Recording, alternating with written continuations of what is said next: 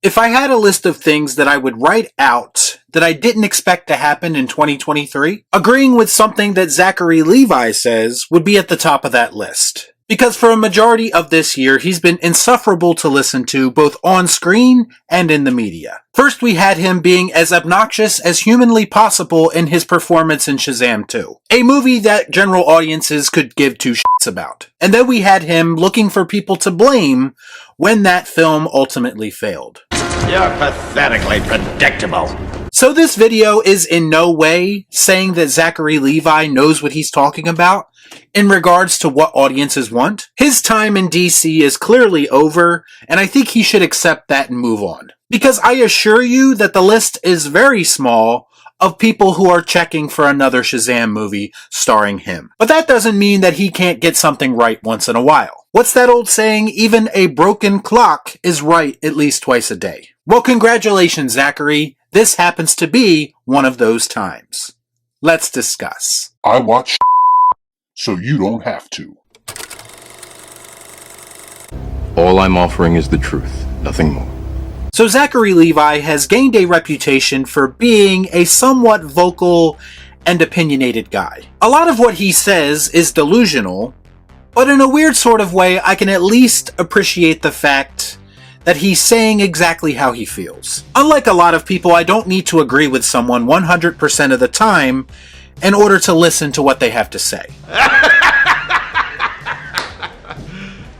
You serious? If you give someone enough opportunities to speak freely, that increases the chances that they might actually say something with some validity to it. So Zachary Levi did an interview recently with comicbook.com. In this interview, he spoke very candidly about his desire to return to the character of Shazam. Something that I definitely don't see happening, by the way. And he said he would like to be involved with some kind of buddy comedy movie with Nathan Fillion's Guy Gardner in the new DCU. And again, this is a pretty harmless take.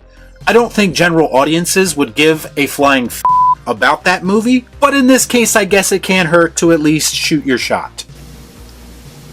So you're telling me there's a chance? I have to admit, it felt like he was lobbying to keep his job just a little bit in this interview. But the next thing that he said is causing a bit of uproar on social media, and it may hurt his chances, not that he really has any, of returning to the role someday under James Gunn's watch. Especially if you consider how chronically online James Gunn actually is, and the fact that he actually cares about what people on Twitter think. When Zachary Levi was presented with the possibility to return to the DCU as a different character by the interviewer, similar to how Sean Gunn and Jason Momoa are reportedly doing, he didn't seem all that open to the idea. First of all, he seemed to completely forget that Sean Gunn was already a part of DC projects prior to this. And I think a lot of us would like to forget that, honestly. But after the interviewer corrected him, he had this to say about the situation. Quote, "Listen, when you're the brother of the guy who runs DC, I guess you get to play who you want."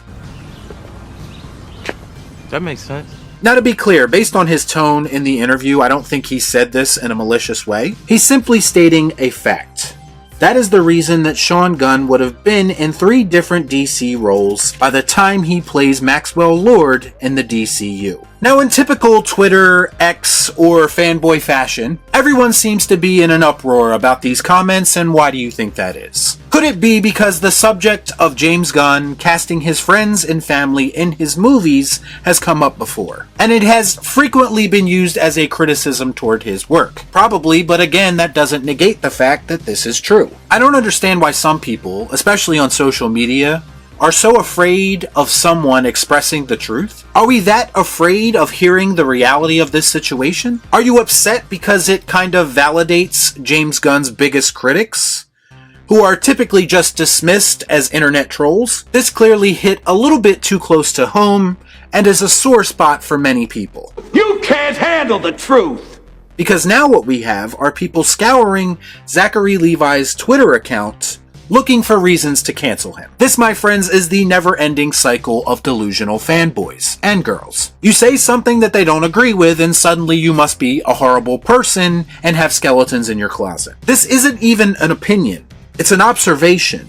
So why the fake outrage? Listen, I've made it no secret that I'm no fan of James Gunn's work by and large, but that also hasn't stopped me from giving him his flowers when I feel like he deserves it. It doesn't happen often, but you're talking to a guy who gave Guardians of the Galaxy Volume 3, in my review, props for certain things. Because I do not let my preconceived notions affect my criticisms. If in fact the person being criticized actually does something to impress me. Does that mean that I have faith in Superman Legacy and James Gunn's DCU plan overall? No, it doesn't. I still think that James Gunn is the wrong person for this job.